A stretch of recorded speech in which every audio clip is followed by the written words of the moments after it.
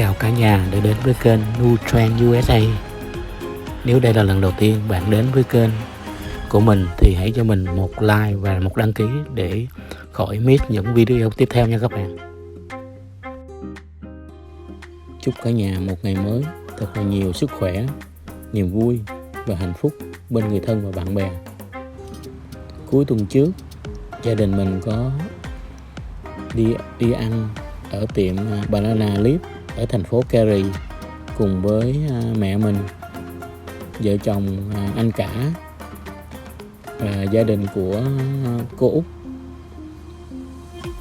Nhà hàng này thì có rất là nhiều món ngon, nhưng mà ngon nhất và nổi tiếng nhất của nhà hàng này là vịt quay ăn với bánh bao. Video hôm nay sẽ bao gồm những nội dung như sau: lợi ích sức khỏe của thịt vịt, những ai không nên ăn thịt vịt hỗ trợ chữa bệnh gì, và cuối cùng là giới thiệu tên 18 món ăn ngon từ thịt vịt. Vịt là loại gia cầm được sản xuất phổ biến thứ 3 trên thế giới. Cho dù bạn đang sử dụng toàn bộ thịt hay một bộ phận nào khác của nó, vịt vẫn thường có thể được coi là loại thực phẩm lành mạnh. Loại gia cầm này rất giàu protein, axit béo omega thiết yếu và các vitamin và khoáng chất khác nhau. Thịt vịt là thực phẩm có giá trị dinh dưỡng cao. Trong 100g thịt vịt có khoảng 25g protein, nhiều hơn so với thịt bò, heo, dê, cá và trứng. Hàm lượng các chất như canxi, phosphor, sắt, vitamin B1, B2, A, D, E, axit nicotic, vân vân cũng rất cao, có tác dụng bồi bổ cơ thể và tăng cường sức khỏe. Lợi ích của thịt vịt đối với sức khỏe: số 1. Thuận tiện giữ dáng. Quan niệm sai lầm lớn nhất về thịt vịt là liên quan đến hàm lượng chất béo. Vì vậy, hãy bắt đầu huyền thoại này như một khởi đầu.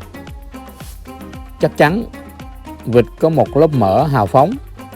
Làm thế nào khác nó có thể sử dụng để làm khoai tây nướng tuyệt vời như vậy. Tuy nhiên, chất béo này là bề mặt thôi. Chỉ cần loại bỏ da, phần lớn chất béo được lấy đi, để lại một nguồn protein nạc. Trên thực tế, một khi da bị loại bỏ, ức vịt ngang bằng với ức gà không da. Cả hai đều có khoảng 3g chất béo trên 100g thịt. Do đó, ức vịt không da làm cho một bổ sung ngon và nạc cho bữa ăn tối giữa tuần thân thiện với vòng eo.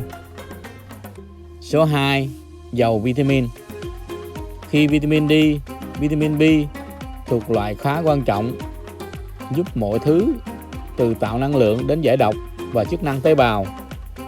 Trong khi vitamin B có sẵn từ nhiều nguồn khác nhau, vịt chứa tất cả 8 vitamin B thiết yếu. B12 trong thông số kỹ thuật chỉ có sẵn từ các nguồn dựa trên thịt vịt. Vitamin B quan trọng này rất hữu ích cho nhận thức với nghiên cứu liên quan đến việc thiếu vitamin B12 trong chế độ ăn uống, với trí nhớ kém và sự chú ý.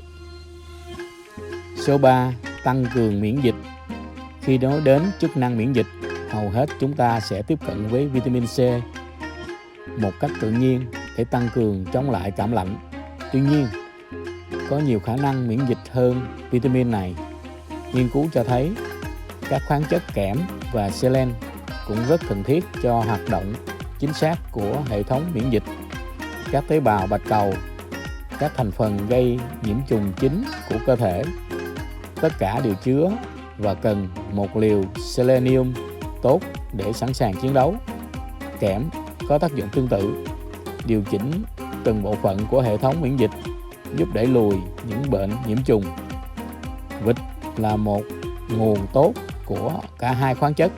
Trên thực tế, một ức vịt chứa hơn 1/3 lượng selen khuyến nghị hàng ngày.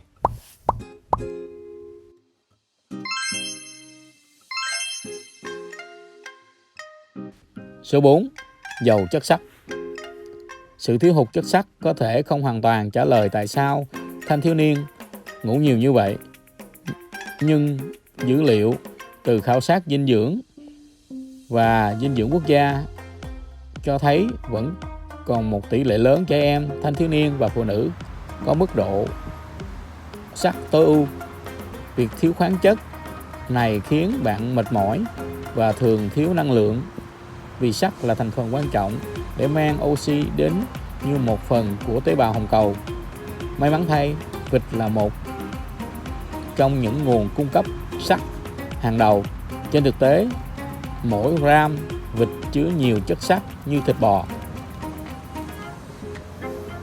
Những ai không nên ăn thịt vịt? Tuy thịt vịt có khá nhiều chất dinh dưỡng, nhưng vẫn cấm kỵ với một số đối tượng vì khi ăn sẽ mang lại tác hại xấu. Theo như Đông y, thịt vịt có tính hàn, tác dụng tư âm, dưỡng vị, lợi thủy tiêu chủng, giải độc. Tuy nhiên, những người sau đây cần nên tránh thịt vịt. Người bị cảm. Theo y học cổ truyền, thịt vịt có tính hàn, vị ngọt, có thể bồi bổ cơ thể, bổ hư lợi tiểu, vân vân.